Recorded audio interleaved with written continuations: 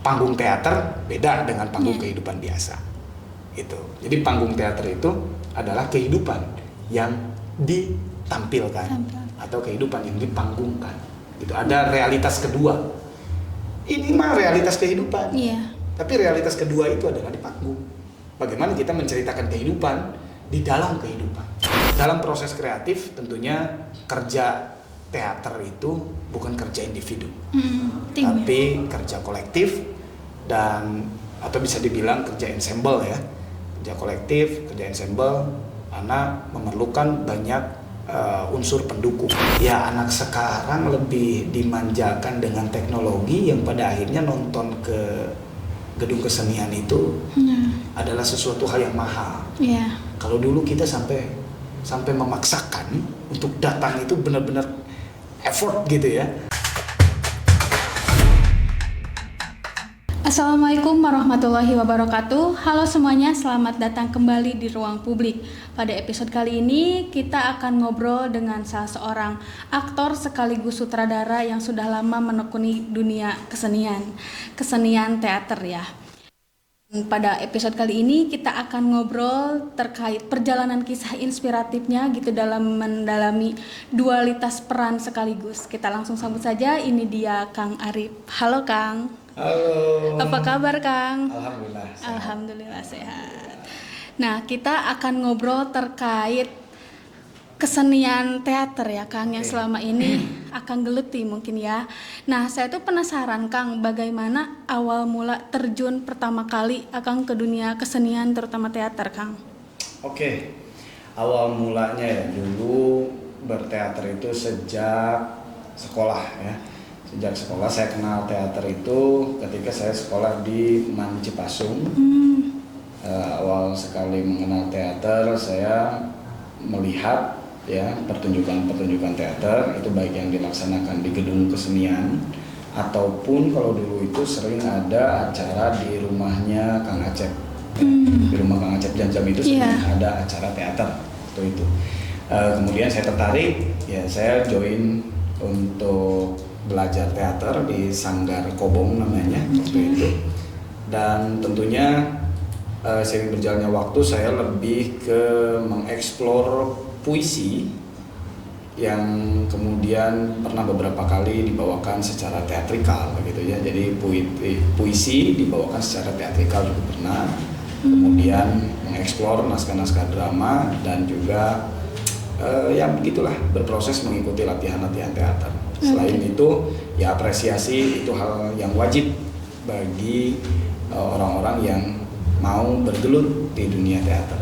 Apresiasi bukan sekedar nonton tapi ya sampai ke tingkat memahami bahkan ke tingkat mengkritisi pertunjukan tersebut. Oke, berarti awalnya tuh waktu di Man ya? Iya, waktu di Man Cipasung. Tapi itu ada darah dari keluarga turunan atau gimana Kang? Awalnya saya tidak tahu ya bahwa saya ada turunan penggiat teater gitu ya.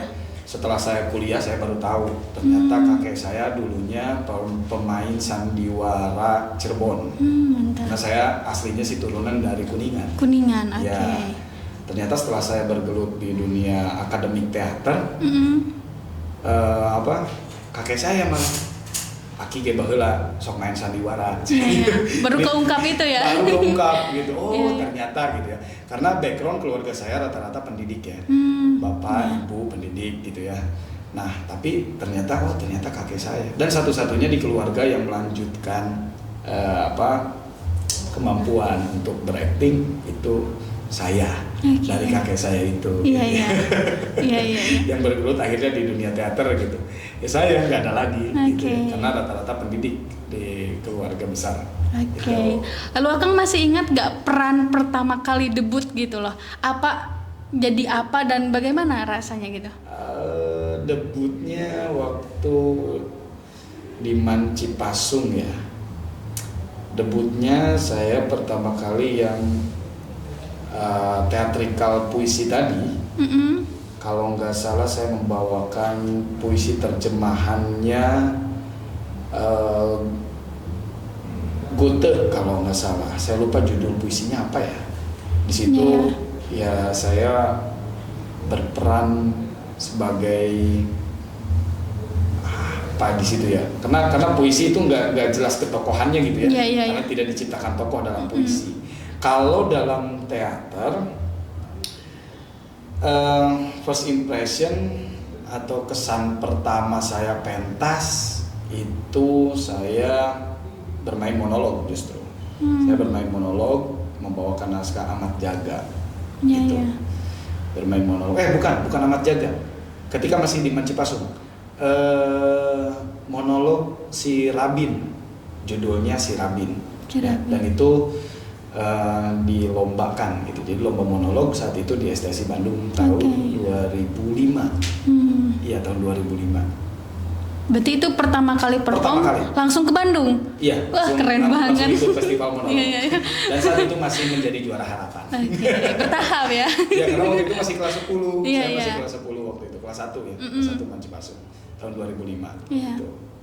Lalu gimana pada akhirnya memilih untuk mencoba menjadi sutradara tuh, Kang? Kalau mencoba menjadi sutradara itu awalnya dari peminatan penjurusan ya, ketika kuliah, karena waktu itu peminatan dari mulai semester 5 itu ada peminatan pemeranan, artistik, sutradara, dan kemudian peminatan penulisan. Saya berminat untuk menjadi sutradara, ambil minat sutradara gitu ya. Dalam hal ini menjadi sutradara tantangannya tentu lebih besar daripada seorang aktor, tapi bukan berarti mau banding-bandingkan gitu ya, karena aktor pun sebetulnya berat ya, menerjemahkan keinginan sutradara, dan sutradara yang banyak inginnya itulah yang bikin ribet aktor. Berarti itu salah satu tantangannya ya, Kang? Ya, kalau pertanyaannya mengapa memilih sutradara, ya itu kembali ke kesenangan diri ya, ketika ingin membuat sesuatu ya saya harus bisa memanage gitu ya, karena tak jauh ya pekerjaan sutradara itu selain membangun adalah manage bagaimana adegan-adegan tersebut supaya bisa terlihat enak gitu ya, dan sampai komunikasinya itu. Oke, lalu bagaimana rasanya tuh, kayak apa ya, tantangan-tantangan yang dihadapi kan tadi dikatakan berbeda gitu ya. Nah, kalau misalnya bukan dibandingkan, sejauh ini dalam mendalami dualitas peran tersebut gimana, Kang, rasanya? Dualitas peran sebetulnya tidak berlintasan ya, perannya itu ketika menjadi aktor ya jadi aktor, ketika menjadi sutradara ya menjadi sutradara. Nah, itu gitu ganti-ganti perannya gitu, Kang. Ya nggak ada masalah sih, karena sebelum menyutradarai itu harus mempunyai basic pengalaman menjadi aktor. Gitu. Jadi yang paling mendasar di teater itu ya adalah berperan, bukan tiba-tiba menyutradarai. Karena tidak akan tahu bagaimana cara menyutradarai ketika dia belum pernah menginjak panggung. Terjun dulu ke pengalaman. Ya, gitu. Ada istilahnya begini, sutradara boleh mati, aktor tidak. Ya, itu dikatakan oleh Arifin C. Nur ya. Bukan oleh Kang Arif ya. Sutradara boleh mati, aktor tidak. Kenapa? Karena sutradara tidak harus ada di panggung. Yang ada di panggung adalah aktor. Gitu. Penonton tidak akan menonton sutradara, penonton itu akan menonton aktor. Tapi akan melihat gagasan sutradara. Jadi yang nampak itu di sutradara adalah gagasannya. Gitu. Tapi secara wujud ya aktornya. Gitu. Yang di depan layar ya, langsung. Di depan, bukan layar ya, di depan. Kalau teater itu panggung langsung gitu, nggak ada layar. Gitu, nggak ada layar. Lalu mana sih, Kang, yang paling menantang gitu di antara jadi aktor atau jadi pengarah?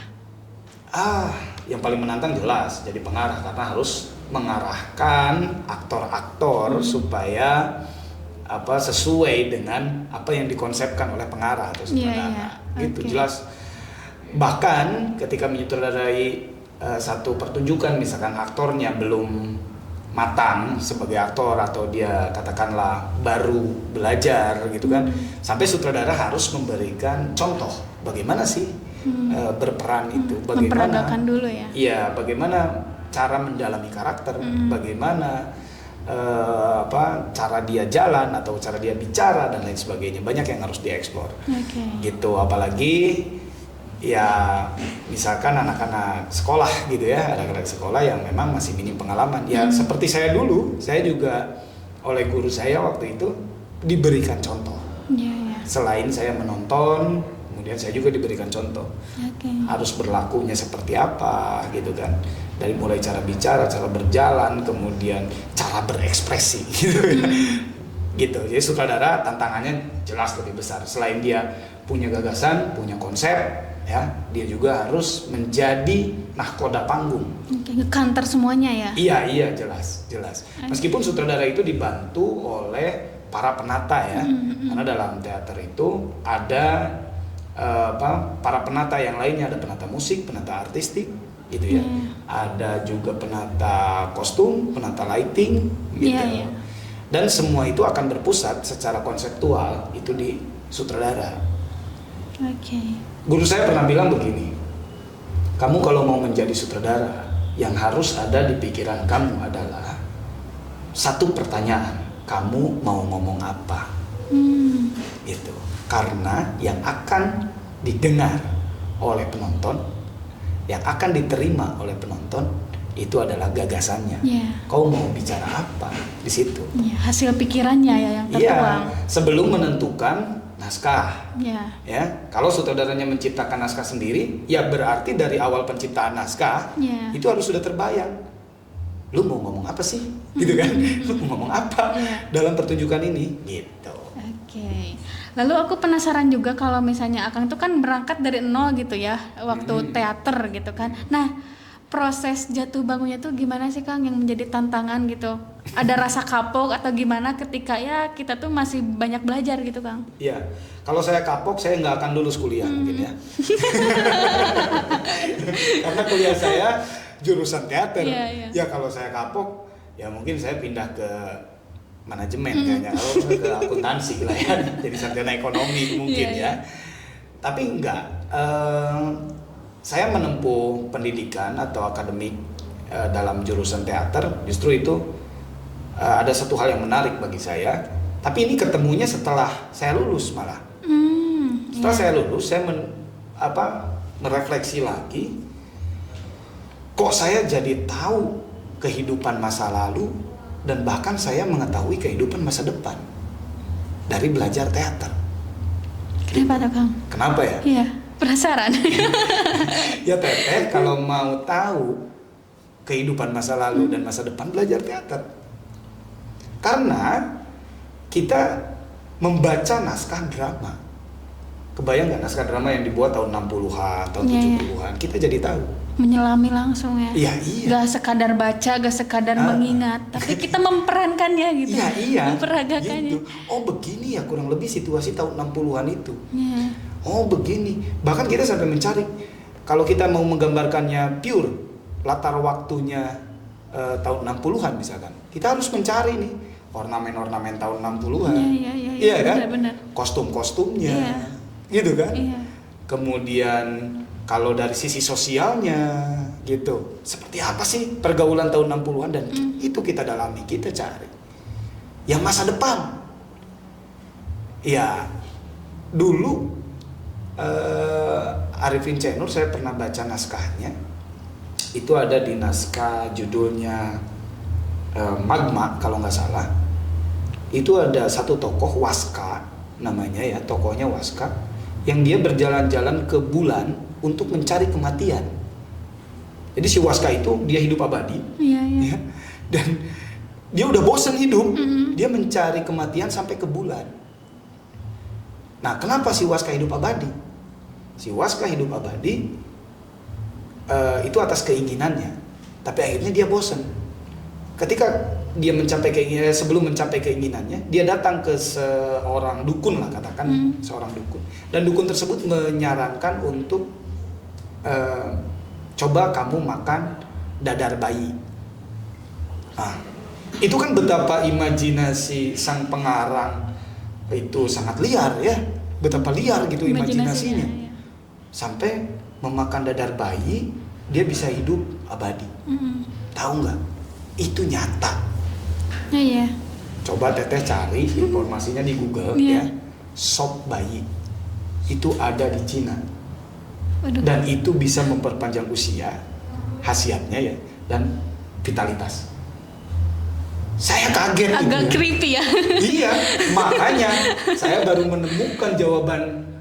Oh, kalau mau belajar tentang kehidupan, ya belajar teater. Karena kita bisa menyelami masa lalu dan bisa beranjak ke masa depan. Bahkan naskah yang kita ciptakan hari ini mungkin di masa depan ada. Iya. Berarti yang bikin naskah itu nggak semena-mena bikin ya? Iya. Nggak ada semena-mena. Iya. Tahu Kapten Tsubasa, film Kapten Tsubasa ya? Iya. Pernah dengar ya? Kapten Tsubasa. Itu adalah mimpi orang Jepang supaya bisa timnas sepak bolanya masuk Piala Dunia. Akhirnya kenyataan. Betapa Kapten Tsubasa itu diciptakan oleh seorang pengarang. Ya kan? Kemudian difilmkan, kemudian direalisasikan. Artinya mereka sudah menyawang masa depan. Jadi ya seniman-seniman kita itu bukan berarti dia peramal, ya, tapi masa depan pun diciptakan, gitu loh. Manifest ya? Iya. Ketika kita punya cita-cita, ya ciptakan gitu. Nah, di teater pun itu terjadi, di dunia film juga terjadi. Seakan-akan berimajinasi, tapi mungkin ketika dibaca oleh siapa hasil karyanya, ditonton atau dibaca, itu bisa diwujudkan. Ya kata siapa, Doraemon hanya sekedar imajinasi. Toh sudah banyak kecanggihan-kecanggihan yang keluar dari kantong ajaibnya Doraemon. Iya betul. Itu gitu. Jadi kalau mau belajar, mau tahu kehidupan ya, masa lalu dan masa depan, ya belajarlah di teater. Bahkan lebih umumnya di kesenian. Gitu ya. Lalu sejauh ini Kang, terkait pertunjukan peran yang pernah digeluti ya sama Kang, apa sih momen mana atau pertunjukan mana yang paling menyentuh hati gitu sampai sekarang gitu Kang? Aduh, yang paling menyentuh hati banyak ya pengalaman ketika saya terjun di dunia teater, di keaktoran, dan itu beda-beda ya jelas. Yang paling menyentuh hati dan waktu itu sempat menggemparkan dunia teater di Bandung. Karena waktu itu saya accident ya, dalam satu peran saya menjadi seorang profesor tua gila gitu ya. Ketika itu adegan terakhirnya profesor tersebut bunuh diri. Dan adegan bunuh dirinya itu gantung diri ya. Gantung diri dengan menggunakan tambang dadung. Gantung diri sebetulnya sih kecelakaan teknis. Sebetulnya kecelakaan teknis yang kemudian akhirnya saya hampir hilang dari dunia ini. Kecekik gitu ya. Kecekik beneran. Karena gagal teknis. Harusnya saya pegangan, tapi karena saya main begitu lama, hampir 1 jam, energi habis dan kemudian pegangan tangan kurang kuat, akhirnya saya kegantung sampai nggak sadar.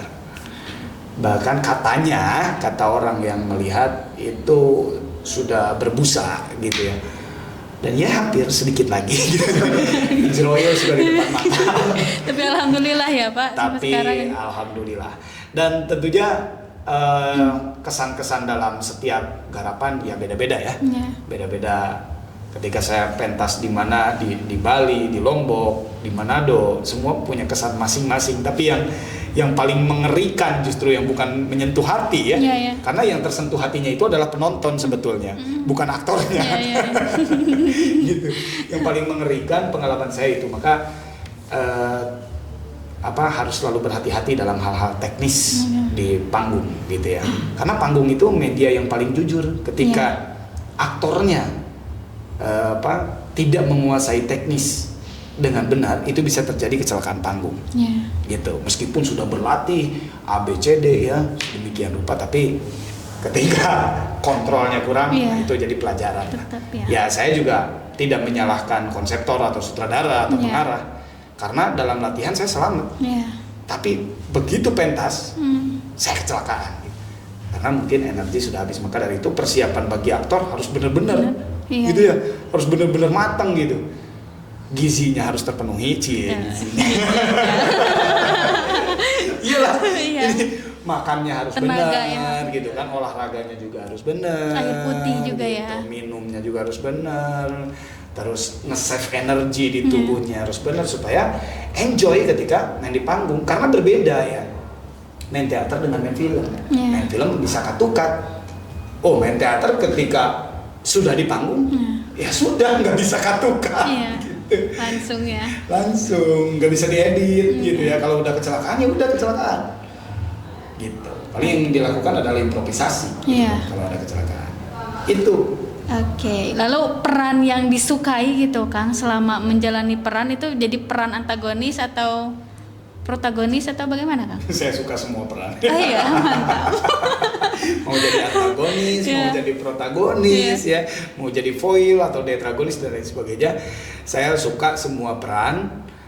Dan ya kalau bicara tokoh, ya tokoh apapun ya harus disukai. Karena begini, prinsipnya menjadi aktor itu adalah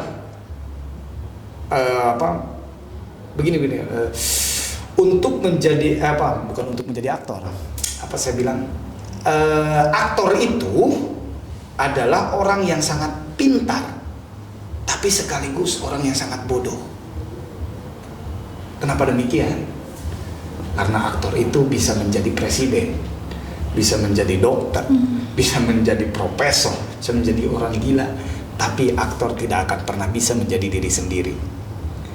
Karena ketika ada di atas panggung, ya, tidak ada Arif, yang ada tokoh. Tidak ada Zaki, yang ada tokoh. Gitu. Jadi aktor itu bodoh untuk menjadi diri sendiri ketika di atas panggung. Gitu. Jadi yang peran apa yang paling berkesan atau yang paling disukai? Ya, saya menyukai semua peran. Apapun peran yang diberikan harus disukai. Kalau kata Shakespeare bilang menjadi aktor itu berperan itu menjadi, to be or not to be. Kalau tidak to be atau not to be, tidak menjadi, ya dia belum menjadi aktor. Karena aktor itu harus menjadi apa? Bukan menjadi diri sendiri, tapi menjadi tokoh. Tersebut. Mendalami peran. Mantap. Lalu apa sih Kang makna filosofi yang Akang pegang gitu dalam hidup selama menggeluti dunia peran gitu sejauh ini Kang? Oke. Saya untuk melanjutkan kehidupan, saya akan berada terus dalam dunia kesenian, khususnya teater. Karena filosofi yang saya pegang, belajar kehidupan itu ya dari kehidupan panggung itu sendiri. Gitu. Jadi jika ingin mengetahui tentang kehidupan, belajarlah teater. Itu sih filosofi yang saya pegang. Dan bahkan ya kalau ikuti syariat kita, agama kita, syariat Islam, cerita-cerita dalam Al-Quran itu bisa diangkat menjadi pentas. Bahkan kalau kita pelajari semua itu bisa diperankan, ya, bisa diteaterkan, gitu ya. Karena gak ada lagi pertunjukan teater itu selain berbicara tentang kehidupan. Dibelajar banyak ya dari itu tuh. Belajar banyak. Pokoknya kalau mau belajar tentang kehidupan, ya belajar teater. Belajar teater, baca naskah drama. Sudah jutaan naskah drama di dunia ini. Sok aja baca. Dalami ya, kita dalami. Ya. Kita ulik, kita kupas. Betul. Ya jangan jauh-jauh lah. Ya dibaca aja sebelum mendalami. Oh ada cerita ini. Oh ada cerita ini. Oh begitu ya. Oh begini. Gitu. Jadi saya di kehidupan sekarang pun ya tidak lepas dari bayang-bayang kehidupan masa lalu. Tidak lepas dari bayang-bayang sejarah yang diungkap dalam teater juga. Gitu. Ke depan juga Kang? Ke masa depan? Iya, ke masa depan juga. Tentu ya. Bagaimana ke masa depan? Kita yang menciptakan. Betul. Gitu. Kita yang menciptakan. Masa depan itu harus lebih baik. Ya kalau kitanya hanya berharap, ya tidak akan dapat. Tapi kita yang menciptakan. Jadi masa depan itu bukan ditunggu ya, tapi dikejar, diraih, gitu ya. Diusahakan ya Kang. Oke, lalu kalau misalnya kita tertarik nih pengen menjadi seorang yang bergelut dalam dunia teater ya, apa sih awal mula yang harus kita ituin gitu Kang? Modal ya, kita bicaranya modal. Modal untuk seorang aktor itu nggak mahal. Modal aktor itu cuma tubuh, cuma tubuhnya, nggak perlu baju, ya, nggak perlu make up, bahkan acting tanpa busana pun bisa. Oh bisa, jelas, karena kebutuhannya hanya tubuh. Ya, nah apa yang harus dilakukan dengan tubuh? Ada 3 hal: olah tubuh, ya, kemudian olah vokal, dan olah sukma. Tubuh jelas modal utama, vokal sebagai jembatan penyampai Pesan. ya, penyampai kata-kata ya, karena tanpa vokal masih bisa acting yang tanpa kata-kata masih bisa, karena ada teater verbal dan non verbal ya, tapi ketika memainkan teater yang verbal jelas vokal dibutuhkan. Itu pun permainan vokal juga harus dilatih. Kemudian sukma itu rasa ya. Untuk mendalami sebuah peran jelas kita harus sampai bisa dengan merasakannya. Misalkan saya menjadi seorang orang yang kecelakaan, kakinya buntung misalkan, saya harus explore bagaimana rasanya orang buntung gitu, kakinya buntung misalkan ya. Ini pernah nih saya berperan itu di naskah Mega kalau nggak salah judulnya, saya menjadi seorang yang buntung kakinya. Gimana sih, saya nggak pernah buntung kakinya gitu ya, nggak pernah kecelakaan ya. Saya harus belajar berjalan bagaimana orang yang kecelakaan itu gitu, sampai kaki saya dipen selama latihan 3 bulan itu dipen, dan ya akhirnya saya bisa merasakan bagaimana sih orang yang kakinya tidak normal, Langsung nyentuh ke rasa ya. ya, dan itu tuh dilatih gitu. Jadi latihannya 3 tadi, tubuh, vokal, dan sukma. Sukma itu bagian yang tidak terlihat ya, bagian yang tidak terdengar antara perasaan dan pikiran. Itu. Jadi itu modalnya gitu. Selebihnya pelengkap. Kostum itu pelengkap, make up itu pelengkap ya. Musik juga pelengkap, lighting juga pelengkap. Bahkan ada prinsip di mana bumi dipijak, di situ panggung dijunjung. Iya, dimanapun sebetulnya kita berperan. Tahu kan lagu dunia ini panggung sandiwara, ceritanya banyak berubah. Ya, relate. Di sini juga kita berperan bukan? Karena saya yakin Teteh di rumah bukan sebagai pekerja atau karyawan ya, tapi di rumah mah mungkin sebagai anak. Saya juga di sini, kayak gini, ya di rumah mah sebagai ayah, gitu kan. Betul. Ya, jadi di mana bumi dipijak, di situ panggung dijunjung. Kita harus pandai berperan, gitu. Tapi ya panggung teater beda dengan panggung kehidupan biasa, itu. Jadi panggung teater itu adalah kehidupan yang ditampilkan atau kehidupan yang dipanggungkan. Itu ada realitas kedua. Ini mah realitas kehidupan. Tapi realitas kedua itu adalah di panggung. Bagaimana kita menceritakan kehidupan di dalam kehidupan. Betul. Itu. Pandai berperan, pandai bertopeng nggak Kang? Itu atau gimana Kang? Pandai berperan, pandai bertopeng. Tiba-tiba aja gitu, spontan. Ya. Boleh saja, itu boleh. Saya tidak melarang ya untuk statement itu. Pandai berperan, pandai bertopeng. Tapi sesungguhnya berperan itu bukan berbohong. Sekali lagi saya katakan, panggung itu media yang sangat jujur. Berperan itu bukan berbohong. Justru berperan itu melatih kejujuran kita. Kalau kita berbohong dalam sebuah peran, will not to be, tidak akan menjadi. Betul. Itu. Jadi pandai berperan, pandai bertopeng ya gimana ya mengartikannya ya? Ya sebetulnya bukan pandai bertopeng, tapi saya sedang menjalankan peran gitu aja. Kalau peran itu digunakan untuk berbohong, ya saya kurang setuju sih sebetulnya. Itu ya. sorry ya, konotasinya bertopeng itu Jadi negatif ya jadi Kang? negatif ya. Gitu nggak, kurang asik kan? Iya, padahal topeng peran topeng padahal ya beda konteks itu ya Kang. Beda konteks, beda konteks. Oke. Lalu Kang, saya penasaran gitu dalam proses rangkaian proses kreatifnya gitu dalam dunia seni itu gimana Kang? Terutama teater. Proses kreatifnya dari nol nih ya, Iya, sampai dari nol. jadi kalau diibaratkan kita dari nawaitu kemudian takbiratul ihram, Iya, sampai kemudian salam. sampai salam ya. Kalau kentut berarti batal ya, nggak jadi. Ya begitupun proses kesenian. Oke. Ya, mulai dari munculnya ide, kemudian ide itu diinkubasi, diselamatkan dulu idenya, diinkubasi, kemudian diolah, kemudian dijawantahkan melalui latihan-latihan. Setelah latihan-latihan cukup untuk dipentaskan, baru dipentaskan.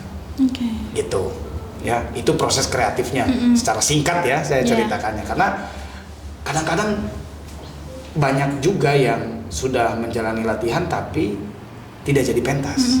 Ya, kentutnya akhirnya batal gitu ya. Batal. Faktornya apa saya tidak tahu ya. Iya. Gitu. Dalam proses kreatif tentunya kerja teater itu bukan kerja individu, Tim. tapi kerja kolektif dan atau bisa dibilang kerja ensemble ya. Kerja kolektif, kerja ensemble karena memerlukan banyak unsur pendukung ya untuk teater. Sekalipun monolog, Iya. sekalipun monolog, tetap ada kerja kolektifnya. Meskipun yang pentasnya satu orang, gitu. Ada kerja kolektifnya. Ada yang ngatur kostumnya, ada yang ngatur make upnya dan lain sebagainya. Jadi prinsipnya dalam kerja teater itu kita harus kerja ensemble atau kerja kolektif. Itu yang selalu saya tanamkan ke teman-teman yang berproses gitu ya. Termasuk hari ini saya sedang berproses bersama teman-teman Sanggar Harsa Universitas Islam Kiai Haji Ruhiyat Cipasung. Ya, Sanggar Harsa sedang berproses. Ini yang kedua kalinya sama saya. Tahun lalu kita berproses naskah Awal dan Mira, dan tahun ini naskah Ben Gotun, karya guru saya juga Pak Saini Kae.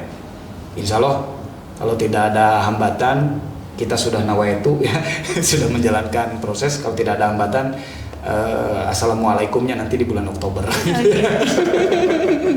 Gitu. Teman-teman Harsa insya Allah solid gitu ya untuk berproses, dan kerja kolektif itu selalu saya kuatkan ke mereka. Semoga lancar ya Kang. Amin, amin, amin, amin. Intinya ya prinsipnya gitulah, kerja Iya. kreatif di teater ya kerja kolektif. Beda dengan perupa ya. Iya. Kalau perupa ya dia kerja individu. Udah mau ngelukis bebarengan. Banyak tangan gitu. Satu kanvas beberapa orang ya itu mah tuh. Tapi mungkin juga ada yang seperti itu, Iya, tapi iya. kebanyakan perupa itu kerjanya kerja individu. Iya. Ya, itu. Dan ini unsur yang penting dalam sebuah seni pertunjukan itu hanya dua, pemain dan penonton. Ya, itu unsur yang sangat penting dalam seni pertunjukan. Pada dasarnya dalam pertunjukan itu adalah bagaimana cara kita menyampaikan gagasan, mengkomunikasikan gagasan. Kalau tidak ada penontonnya, mau dikomunikasikan ke siapa? Iya, betul. Dan kalau tidak ada pemainnya, apa yang mau dikomunikasikan? Iya. Gitu. Jadi dalam proses kreatif nih, pada akhirnya menyangkut ke proses kreatif juga harus dibantu oleh tim manajemen produksi, ya, yang mempromosikan pertunjukannya, yang kemudian mencari penontonnya, gitu kan, yang mencari anggarannya, gitu. Makanya tadi di awal saya spill, aktor itu gizinya harus baik, ya. Jadi jangan cuma makan sama bala-bala ya, atau mie, nanti otaknya pabelit ya. Jadi harus 4 sehat 5 sempurna ya. Harus 4 sehat 5 sempurna. Insya Allah disupport sama Pak Prabowo ya. Aduh, ya begitu teh ya gitu. Oke. Lalu biasanya dalam proses pelatihannya itu butuh waktu berapa bulan Kang buat mempersiapkan perform? Ya relatif, yang seminggu jadi juga bisa. Bisa jadi. Bisa jadi yang seminggu jadi, yaitu prosesnya instan ya, karena makan juga kita mie instan juga jadi kan makan. Berarti terbilang cepat ya yang seminggu itu. Tapi yang instan kan tahu sendiri Iya. resikonya seperti apa. Iya. Ya, gitu. Kalau saya dulu waktu kuliah ditanamkan dalam diri itu bersama teman-teman gitu ya. Berproses itu ya minimal 3 bulan kalau kita mengukur waktu. Oke. Ya. Standarnya berarti ya 3 bulanan. Minimal 3 bulan. Karena apa? Perlu waktu 3 bulan, kita tidak setiap hari latihan. Gitu. Tapi setiap hari melakukan pencarian. Gitu. Kalau latihan ya awal-awal itu seminggu sekali, kemudian naik levelnya seminggu 2 kali, naik lagi seminggu 3 kali. Sudah mendekati pentas, mulai setiap hari itu latihan. Gemblong ya. Ya rata-rata 3 bulan, bahkan 6 bulan, bahkan tahun kemarin saya proses 1 tahun. 1 tahun. Ya. Latihan kan 1 tahun. Sampai ngolotok. Pentasnya sekali. Oke. Tapi maksimal ya pastinya. Ya ukuran maksimal sih untuk diri saya ya itu maksimal saya gitu ya. Kalau yang nonton kan relatif juga penerimaannya gitu. Kenapa bisa sampai 1 tahun? Karena bongkar pasang aktor. Gitu. Teman main saya gonta-ganti gitu ya. Kebetulan aktornya cuma 2. Iya. Sudah mengalami 3 kali ganti aktor dalam setahun. Akhirnya nggak jadi lagi pentasnya, nggak jadi lagi. Nah itu jadi batal terus jadi kentut terus gitu. Itulah teater kentutnya. Teater yang batal pentas gitu. Tapi alhamdulillah akhirnya jadi. Setelah Nawa itu yang ketiga kalinya bersama aktor wudu kawan lagi. saya itu wudu lagi. Nah, saya jadi pentas. Waktu itu bulan Desember, Naskah Roh karya Kang Nunu ya. Tahun kemarin Pak itu. Tahun kemarin Desember. Itu sebuah kebanggaan buat saya. Proses paling lama itu setahun. Biasanya 6 bulan lah paling lama. Iya. Kalau ini setahun. Lalu Bapak saat ini memandang perkembangan dunia seni teater di wilayah Tasikmalaya khususnya gimana Pak? Saya menyoroti dulu dari kalangan pelajar ya, karena saya juga ada di dunia pendidikan ya, saya di sekolah. Minatnya itu kurang tinggi sekarang minatnya ya. Beda dengan waktu zaman saya sekolah gitu ya. Ya anak sekarang lebih dimanjakan dengan teknologi yang pada akhirnya nonton ke gedung kesenian itu adalah sesuatu hal yang mahal. Kalau dulu kita sampai memaksakan untuk datang itu benar-benar effort gitu ya, untuk datang ke sana. Dulu belum secanggih sekarang. Bahkan sampai kabur dari pesantren waktu itu demi nonton ya. Demi nonton. Antusiasnya tinggi kalau dulu. Kalau sekarang ya karena tontonan itu sudah kebanyakan pindah ke layar handphone. Jadi ya bagaimana ya, antusiasme nonton pertunjukan secara langsung itu terutama teater itu menurun. Ya, menurun minatnya. Menurun dan ya nonton sekedar nonton gitu. Nonton sekedar nonton pada akhirnya. Tidak melakukan pendalaman juga dalam menonton, karena dalam apresiasi juga harus sampai memahami, ya, sampai mendalami alur cerita ya. Itu yang dialami sih. Ya mungkin bisa dikatakan di hampir semua kabupaten kota para penggiat teater juga merasakan kesulitan untuk mendapatkan penonton, apalagi harus berbayar ya, apalagi harus berbayar terkait dengan aturan-aturan sekolah dan lain sebagainya. Yang harus berbayar dan kemudian untuk berangkat ke gedung kesenian saja, ya bayangkan dari Singaparna ke gedung kesenian hari ini menghabiskan berapa rupiah? 50.000 lah kurang lebih ya, gitu ya, untuk ongkos ke Dadaha gitu ya. Karena gedung kesenian kita ya satu-satunya itu ya Dadaha. Ya kalau di pusat pemerintahan kabupaten ada gedung kesenian, saya alhamdulillah gitu, jadi nggak jauh dan itu katanya sudah direncanakan sejak dulu kala. Tapi belum terrealisasi. Mudah-mudahan Bupati sekarang melek membangun sebuah gedung kesenian. Semoga ya Pak ya. Semoga Pak Cecep ya. Meskipun kita sudah punya satu lokus ya di Bumi Ageng ya, tapi udah jauh oge ke Bumi Ageng. Ciawi gitu. Berarti itu masuknya kepada tantangan para seniman saat ini ya, di tengah gempurnya teknologi. Betul. Bahkan ada beberapa kawan saya yang melakukan roadshow pada akhirnya ke pesantren-pesantren. Oke, nggak bisa ke gedung kesenian, kita yang datang ke pesantren-pesantren. Kayak door to door gitu. Ya, betul. Kemarin tuh 2024 tuh teman-teman Les Bumi Kota Tasik itu menggempur pesantren-pesantren dengan pertunjukan teater. Jadi datang invasi langsung ke pesantren-pesantren. Gitu. Penontonnya ya santri. Kalau santrinya susah untuk berangkat ke gedung kesenian, oke, kita yang datang. Wah, itu keren itu. Itu keren bisa melakukan seperti itu. Itu dimulai dari tahun kapan? Kemarin 2024? Ya, setahu saya pergerakan itu kemarin 2024. Itu teman-teman Les Bumi Kota Tasiknya. Itu. Lalu melihat fenomena sekarang yang seperti itu ya, solusi menurut Akang pribadi gitu selaku seniman gitu gimana Kang dalam menjaga eksistensi dunia peran? Ya, menjaga eksistensi dunia peran, menjaga eksistensi teater khususnya ya. Iya. Teater harus terus digaungkan. Terutama juga teater harus masuk di dunia pendidikan, itu sudah jelas ya. Masuk memang materi ada di dunia pendidikan.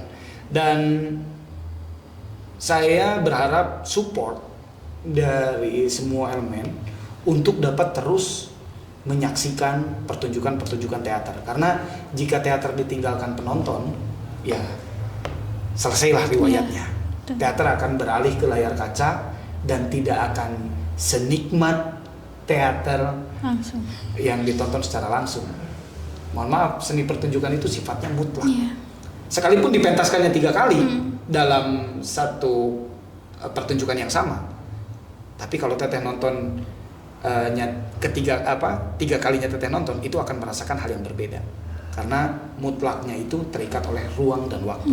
Mungkin nonton yang pertama teteh kenyang, sudah makan dulu, nonton yang kedua teteh mulai lapar, nonton yang ketiga teteh salatri. Kondisinya akan beda-beda. Iya kan? Iya. Nah, itu. Vibes-nya juga kan akan beda-beda ya kalau langsung. Saya bayangkan aja begini. Kalau teater pada akhirnya pindah ke layar kaca, ya, pindah ke handphone, nontonnya di YouTube. Dan di YouTube juga bisa nonton. Bayangkan. Ketika ada hal yang lucu dalam sebuah pertunjukan itu, langsung tertawa. Ditonton di sini. Ih, naon lucuna sih? Jadi kan? beda ya. Ya. Gitu. Bahkan mungkin saya pernah bikin sampel gini. Si A nonton, si B enggak. Kemudian si A ngasihin rekamannya, tontonannya. Si A itu cerita, wah saya pas nonton begini. Excited ya. Mantap, itu actingnya keren banget. Si B sekedar begini kan, kayak gitu. Iya. Jadi nggak ada vibes-nya, gitu. Jadi yuk nonton, effortnya yuk bangun lagi untuk nonton. Isi kursi-kursi kosong di gedung kesenian itu, atau bahkan ada teater dimanapun, yuk nonton, cobain deh nonton. Jangan cuma betah di layar kaca. Karena nonton teater itu syaratnya handphone harus silent, tidak boleh memainkan handphone. Fokus ke depannya. Iya, gitu. Tapi penonton sekarang sama aja kayak di bioskop. Iya. Bioskop. HP. Kan gitu. Distraksi ya. Di gedung teater pun seperti itu sekarang. Gitu. Ya inilah pengaruh teknologi juga. Dimina-bobokan ya kan? Ya, sangat mempengaruhi. Oke, wah ini seru banget ya obrolan kita, sangat inspiratif dan membuka cakrawala kita gitu terkait dunia seni peran. Ini Kang sebagai closing statement mungkin ya, harapan dan pesan kepada para masyarakat khususnya penonton warga Kabupaten Tasikmalaya terkait perkembangan dunia seni peran ke depan, Kang.